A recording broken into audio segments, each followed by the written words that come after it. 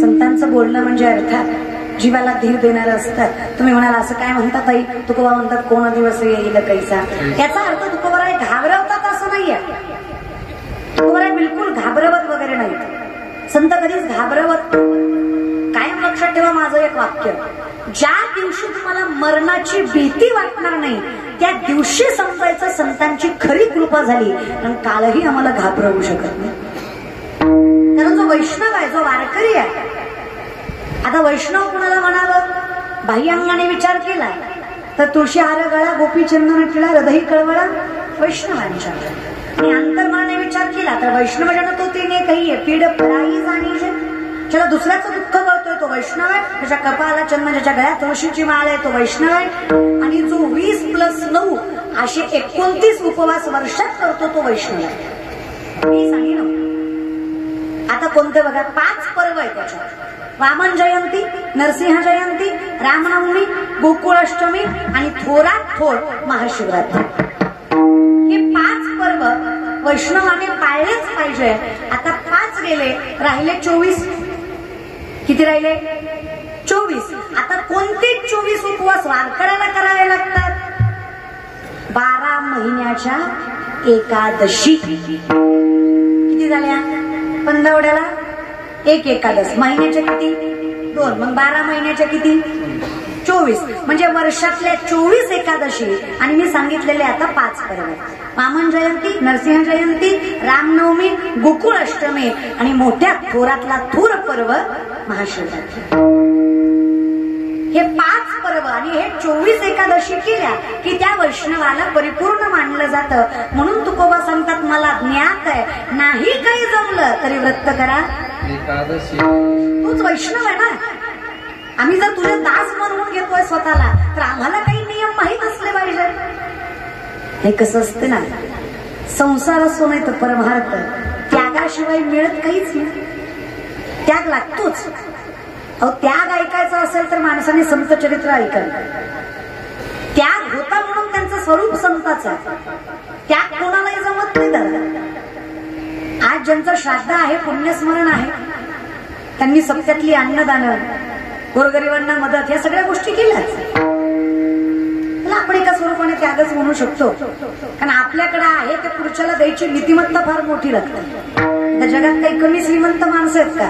पण मला कौतुक आहे, मला स्वाभिमान आहे. एकतर मी वारकरी कुटुंबात जन्माला आले आणि आमच्या घरात शेतीचं वातावरण म्हणजे मी अवलत शेतकऱ्याची आहे. मला लय कौतुक आहे की मी श्रीमंत घरात जन्माला नाही आले. मला लय कधी कधी नवल वाटतं की मी श्रीमंत बापाच्या अवलादीच्या पोटी जन्माला नाही आले. कौतुक वाटतं मला, स्वाभिमान वाटतो की मी शेतकऱ्याचं लेकरू आहे. कारण श्रीमंताच्या घरी गेला तर कब्बर चहा भेटेल याची खात्री नाही. अरे शेतकरी बापाच्या दारात कुत्र जरी गेलं तरी पोटभर भाकरी खाल्ल्याशिवाय दार सोडणार नाही, हा विश्वास आहे. इतका आनंद त्या घरात. रेट निकट का वाज वाटलं तर वाजवीत जा. असा काय सरकारचा जीएसटी होय त्याला? वाट बघतात कवा ती वाजवील पुन्हा तू वाजव. तुला कळलंय ना, शेजारच्याची वाट बघता बाई. तुम्हाला कळलं तर टाळी वाजवायची, कुणी वाजवली म्हणून वाजवायची. तुम्हाला पटलं ना, कोणीच नाही वाजवली तरी. अहो कसं असतं ना, कीर्तनाचा आनंद घेणं हेच तर कीर्तन आहे. अवघा रंग एक झाला तू तो कीर्तन आहे. कीर्तनाचा अंग, कीर्तनाचा अंग होय अंग हरिरूप. जगाच्या मालकाचं स्वरूप ज्या नामचिंतन देतं ते संकीर्तन आहे रे. त्या संकीर्तनात माणसाने जरा आनंदी बसावं. हे मलाही कळतंय, लय वार आहे, लय ऊन आहे, कळतंय मला. पण विनंती आहे ना, थोडेसे स्थिर बसा, थोडेसे आनंदी बसा. ती पाठीमागच्या तर अशी बसले जस काय मड्याला आले. तू बोल मी हाय, तू बोल मी बसलोय, तू बोल मी ऐकतोय. हा काही ढवळ जेवणाचा मंडप नाहीये, हे कीर्तन आहे. आम्ही तुकोबारांना विचारलं का हो तुकोबा, जगाचा मालक तुमचा ऐकतो हो कस काय? तुकोबारा सांगतात सोपं आहे हो. मन करारे प्रसन्न सिद्धीचे साधन मोक्षात वंदन. It's all depend your mind आहे. Peace of mind. मन शांत आहे ना. एक वाक्य बघा, मन चंगा तो तेच तुकोबा सांगतात. तुका म्हणे चित्त करारे निर्मळ येवणी गोपाळ आहे तेथे. त्याचं मन शांत आहे, शुद्ध आहे, पवित्र नजर आहे, अंतकरण शुद्ध आहे. सर्वा घटी राम देहा देही. माझ्या नवनीच आहे ना, हेच आमच्या लोकांना कळत. मरमर मरायचं आणि पुन्हा भेटलं नाही म्हणून ओरडायचं असं नसतं रे दादा. विनंती हो मी काय म्हणते, संसारही करावा, संसारही करावा, त्यात काहीच वाद नाही. पण त्या संसाराला कृपा जगाच्या मालकाशी असेल. जर पांडुरंग परमात्मा आपला संसार सांभाळत असेल तर काय हरकत आहे विठोबाचं चिंतन घ्यायला, सांगा ना. अहो तुकोबारायांची बायको जिजाऊ, 2 जिजाऊ झाल्या या महाराष्ट्रात बरं का. एका जिजाऊनं पुत्र दिला म्हणून हिंदवी स्वराज्य उभा टाकलं, एका जिजाऊनं धनी दिला म्हणून परमार्थाचा कळस उभा टाकला. दोन्ही जिजाऊ तेवढ्याच सामर्थ्य होतं या महाराष्ट्रातले. आता तुम्ही टाळ्या वाजवताय पण माझ्यावर उपकार केल्यासारखे वाजवताय. तुमची टाळी कशी माहिती काय, आले बाय आमच्या गावात दान करताय बी करायला. कसं दादा, एक काम करा, कीर्तन झालं माझ्या पाकिटातलं थोडं थोडं घेते तुम्हाला, पण खुश राहा महाराज. असं नाही. आता कसं आहे, इलेक्शन जवळ आलंय, तुम्हाला सवयच आहे, तुम्ही घेतल्याशिवाय बोलतच नाही ना. असं नाही, आता काय सवयीचा भाग आहे तो. मी कुठे इलेक्शनला उभं राहिले आहे की तुम्हाला माझं ऐकायला पैसे द्यावे लागतील विनंती दादा. मला कुठं सत्ता मिळवायची, आम्ही लय सत्ताधीश माणसं आहे, आम्हाला सत्तेची गरज नाही. आमच्या सत्तेचा विचार तुम्ही जर केला ना तर आमची सत्ता एवढी आहे, नामा म्हणे केशवराजा केला नियम चालू माझा. आम्ही बोलावं केलं करावं एवढी सत्ता आहे वारकऱ्याची. वारकऱ्याची सत्ता काय सांगायची दादा, माझ्या पंढरीच्या पांडुरंग परमात्म्याच्या कपाळाला जो बुक्का आहे ना तो माझ्या वारकऱ्याच्या पायाची धूळ आहे. जो माझा पांडुरंग परमात्मा मस्तकाला लावतो ही सत्ता आहे माझ्या वारकऱ्याची. अहो काय सांगू तुम्हाला सत्ता वारकऱ्याची. अहो आषाढीला आम्ही कीर्तन करावी, अहो द्वादशीला जेवण आम्ही करावी पुरणपोळ्याची, आणि पत्तरवड्या आमच्या पांडुरंगानं उचलाव्या ही सत्ता आहे आमच्या वारकऱ्याची. अहो काय सांगू सत्ता वारकऱ्याची दादा. अहो आमच्याकडे काय यावा आणि आमच्या गळ्यातली तुळशीची माळ बघून काळाने सुद्धा उलट्या पायानं पळावं आणि जाऊन सांगावं दूत सांगत असे यमा दिंडी पुढे चाले नामा, तो नागवितो आम्हा विष्णुदास म्हणूया, तो नागवितो आम्हा विष्णुदास म्हणूया, तो नागवितो आम्हा विष्णुदास म्हणूया.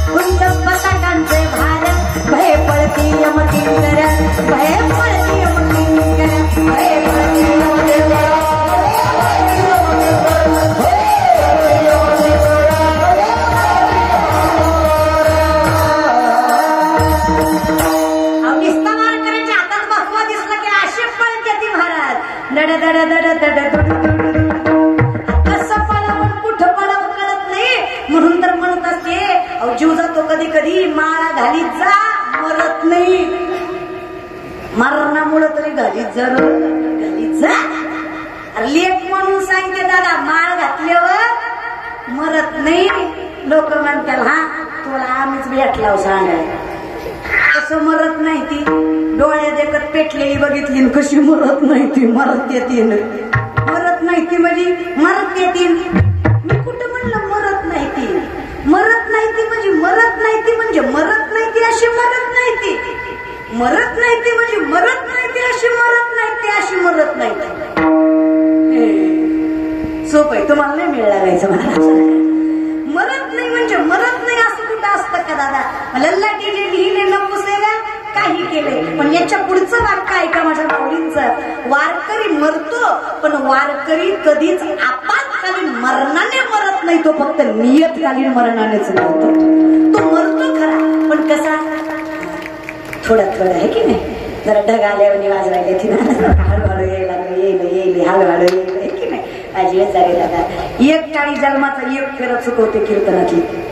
कीर्तनातली एक टाळी जन्माचा एक फेरा चुकवते.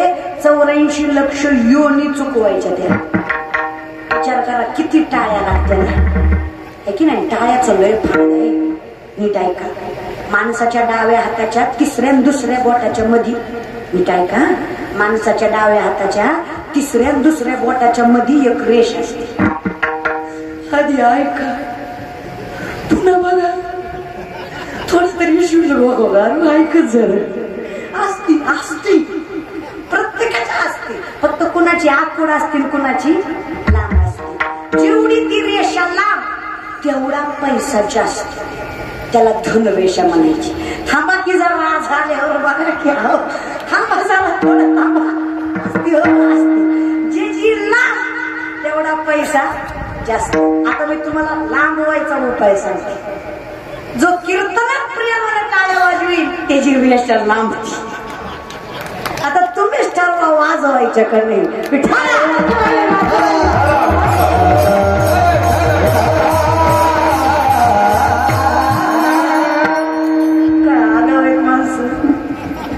पैसे भेटणार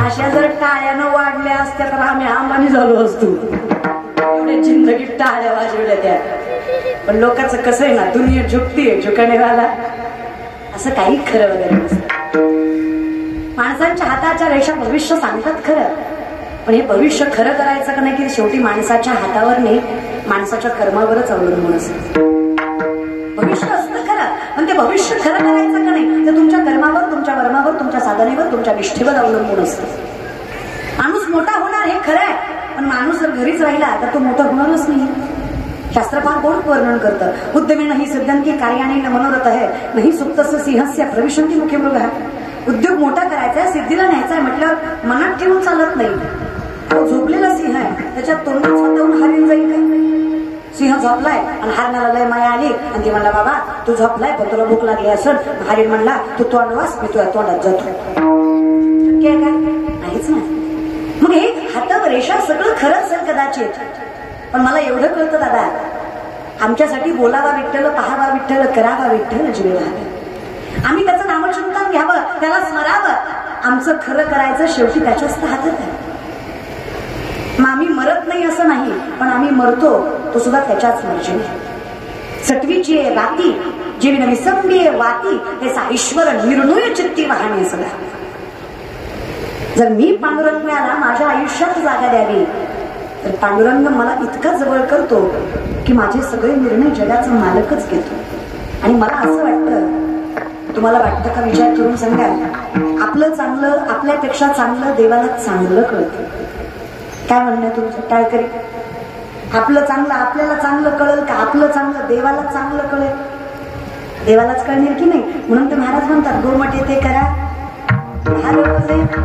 तुम्हाला जे चांगलं वाटतंय ते माझं दुःख जर तुम्हाला चांगलं वाटत असेल देवा तेही हरकत नाही बरे झाले देवा निघाले पण या दुष्काळी तुम्हाला बरं वाटतंय ना देवा काही काळजी नाही तुम्हाला बरं वाटतंय ना यावर्षी पाऊस नाही नसू देवा तुम्हाला बरं वाटतं ना नुसतं ढगं आणता आता पडत वाटतंय पण पडत नाही बरं तुम्हाला वाटतंय तसं उन्हाळ्यात पाडतात पावसाळ्यात पाडत नाही तुम्हाला बरं वाटतं ना जाऊ द्या वाटू द्या बरं काय तुम्हाला जसं योग्य वाटतं तसं त्याच्यातच आमचं चांगलं असावं कदाचित देवाला चांगलं करायचं देव राखतो तुकोबरायांची बायकोची जाऊ तुम्ही जाग्यावर आले का तुम्ही जाग्यावर आले का तुकोबरायांची बायकोची जाऊ इथून पुढे गेलतो आपण महाराज तुकोबरायांची बायकोची जाऊ काय अधिकार माझ्या संताचा काय अधिकार माझ्या वारकऱ्यांचा मी म्हणते करा संसार काही हरकत नाही पण कसा करा मार्ग धरा आपण